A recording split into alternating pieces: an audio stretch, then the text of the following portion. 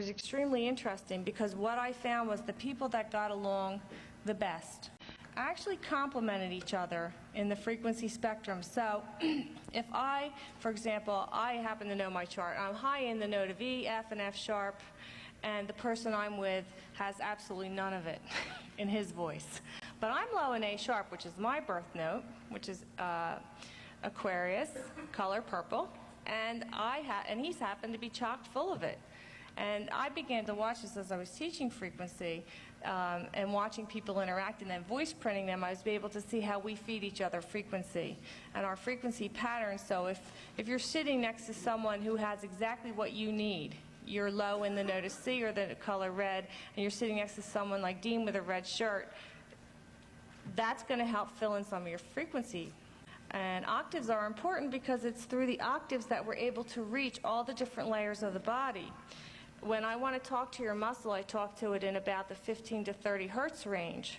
But if I need to talk to you about a genetic problem on the DNA level, I can't give you a waveform that's only 1 or 2 hertz because you can't hear it and we can't accurately reproduce it, at least on the equipment that we have. So I need to give you a frequency that will subtract down to that frequency, and we can then begin to address issues that are on other layers of the body.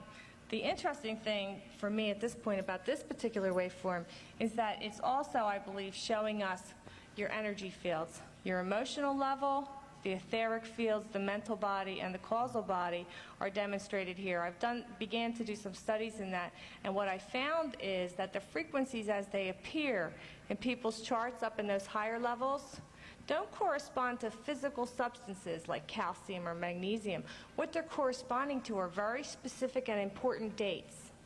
So for an example, one woman, I said, what does this date mean to you? It's up in her, what we call the C+3 octave, which I think is correlated to the causal body. That was the day that her baby died, for example. And she was amazed. He died 40 years ago. But that date is stored up in that C+3 octave. The dates usually correspond to significant people in the person's life. That's my husband's birthday. That's the day my mother died. That's when 3 of my children, that's their birthdays, my best friend's birthday, that kind of thing. So this chart is also not only giving us a look at what's happening to you on the physical layer, it's also giving us a look at what's happening to you on the emotional level and on the etheric level. One of the really neat things that our program does, and I'll get into right now, is the reverse speech processing. And what we're looking at as we listen to your voice, before we analyze it into a FFT plot, which we can measure the waveforms, we listen to it in reverse speech. Because we believe that the right brain is mirroring your unconscious, subconscious messages over left brain speech. So the program gives us this capability.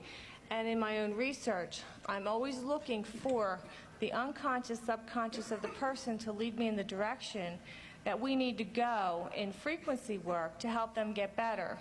MS patients, for me, are always a good example of that. I'm always trying to come up with what's happening to cause their MS, since we don't have a really good physical problem.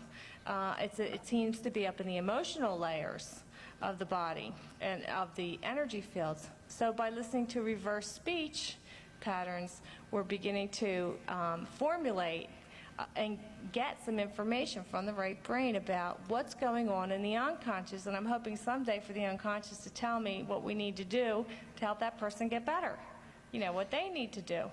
We did some reverse speech processing last night on me,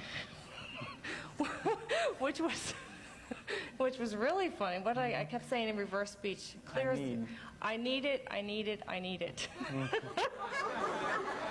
And what I was asking the computer to tell me about was a hormonal imbalance I think I'm having, and I wanted it to show me hormone levels, and actually pointed to problems in the hypothalamus at luteinizing hormone. But in reverse speech, I was saying, I need it, I need it, I need it, I need it. And I said it just like that, clear as a bell in reverse speech. I said, well, I guess we won't look at frequency. I think I need it.